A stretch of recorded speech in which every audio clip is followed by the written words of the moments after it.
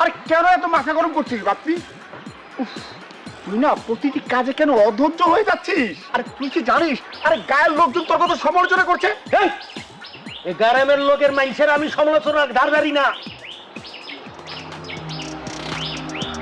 এই আবার কি? ওই দেখ,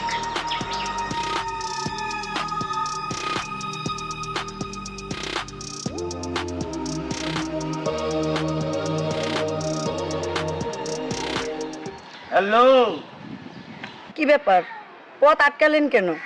তোমার সাথে আমার কিছু জরুরি কথা আছে।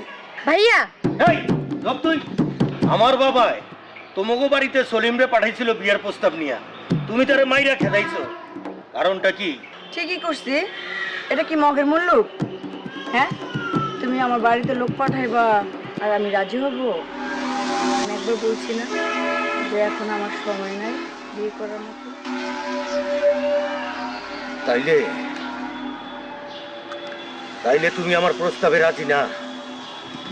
নো, না না না। দেমাক